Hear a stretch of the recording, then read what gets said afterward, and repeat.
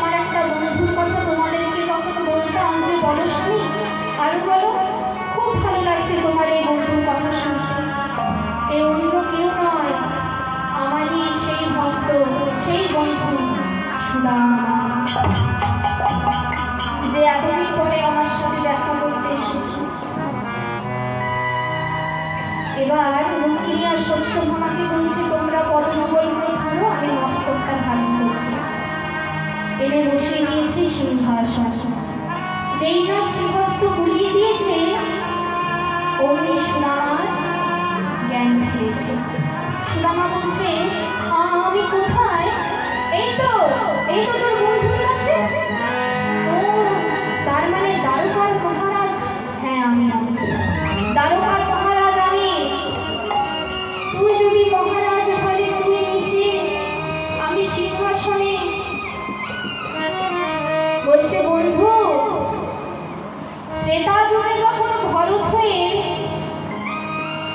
তুই 14 বছরের সিংহাসন মায়া ত্যাগ করেছিস, এই সিংহাসনে বসার তো অধিকার তোরই রে। চুপ করে বস। না না না, এটা কি করে হয়? তুই রাজা, আমি সামান্য ভক্ত, কি করে এখানে বসতে পারি? বলছে না, চুপ করে বসে না। বলছে এই রুক্মিণী, এই সত্যভামা, তোমরা যে দাঁড়িয়ে আছো, বাড়িতে অতিথি এসেছে, সেবা দেবে না? দেখুন ভক্তমণ্ডলী, বাড়িতে যদি কোনো অতিথি আসে তাকে পাত্র অর্ঘ্য দিয়ে সেবা দেবে। শ্রী শ্রী ঠাকুর রামকৃষ্ণ পরমহংসদেব বলে গেছেন যে বাড়িতে যদি কোনো অতিথি আসে, তোমার বাড়িতে দুটো মিষ্টি না থাক, মুখে মিষ্টি করে দুটো কথা বলে সে অতিথির সেবা দাও, তাহলে তোমার সেবা 16 গলায় পূর্ণ হবে। বাড়িতে কোনো অতিথি এলো, আপনি তার থেকে মুখ ফিরিয়ে নিলেন, দাচ্ছিল্য করলেন, তার সাথে কথা বললেন না, এটা পরিচয় নয় না মনুষ্যত্বে। বাড়িতে যখনই কোনো অতিথি আসবে, দুটো মিষ্টি না থাকলে মুখে মিষ্টি করে দুটো কথা বলুন, এটাই তো পরিচয় মানুষের।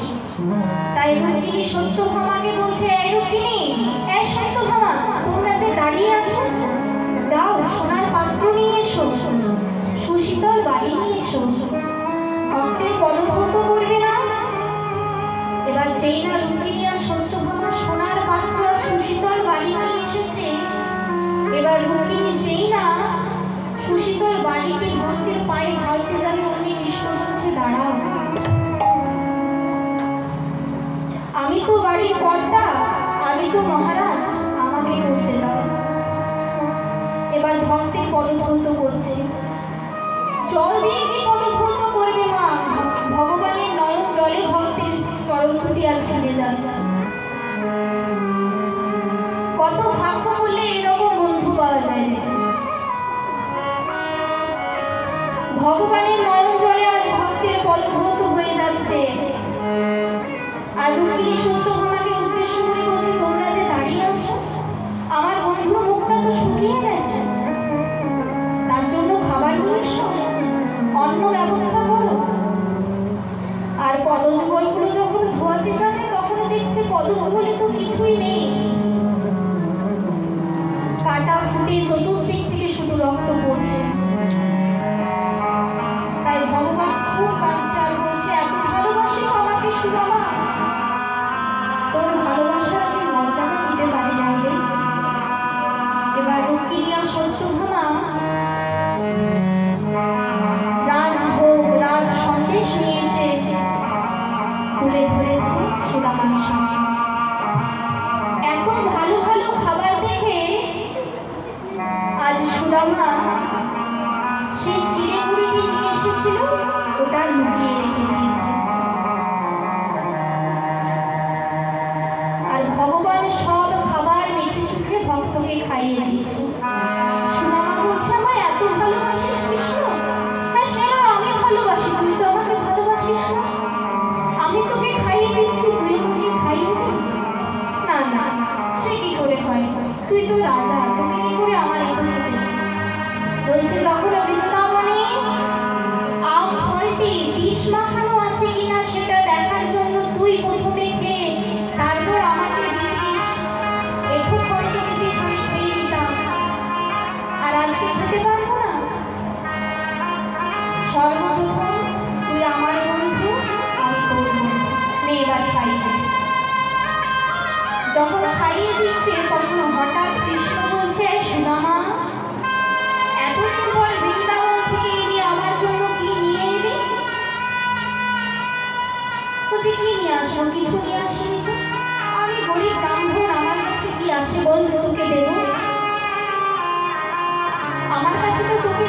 তো কিছু নেই,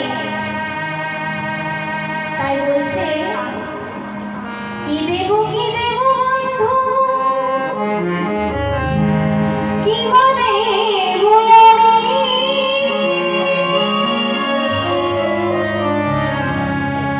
যে ধন তোমারে দেব,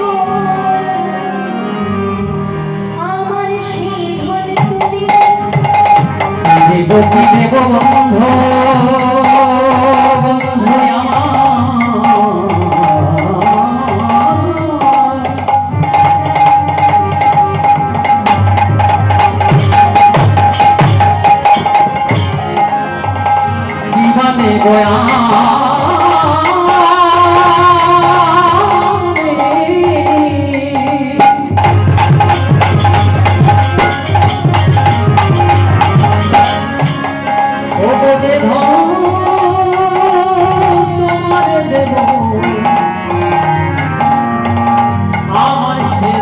তুমি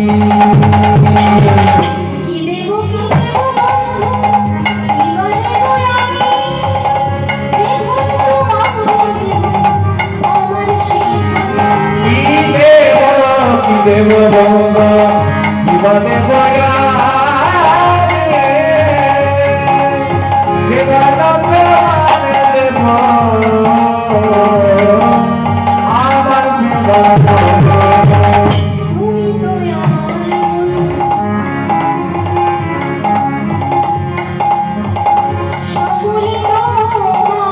তুমি তো আমার বন্ধু,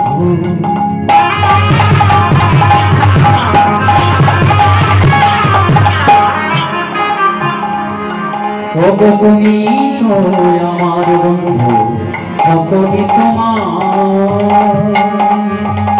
তুমি তো আমার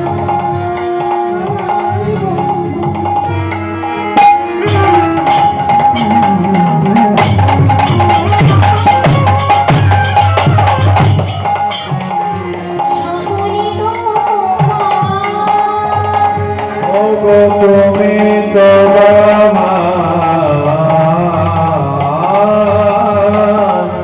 বন্ধু,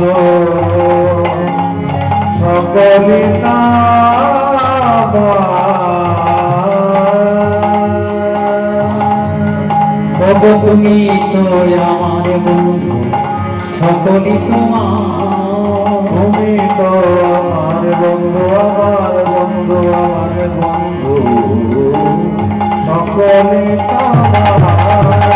তোমার সকলই আছে, আমার কেবল তুমি। সকলি আছে, আমার কেবল বলে ধনে তোমারে দেব, আমার সে ধন তুমি। নরোত্তম দাস কহে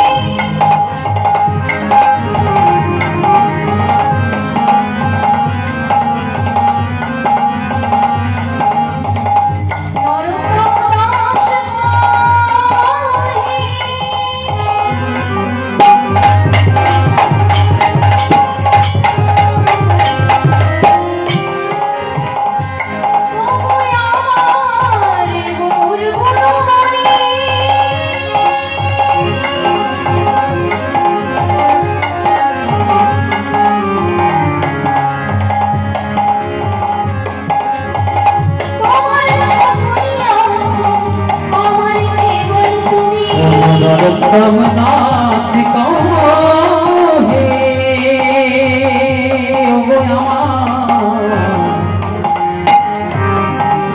गौर गुणमणि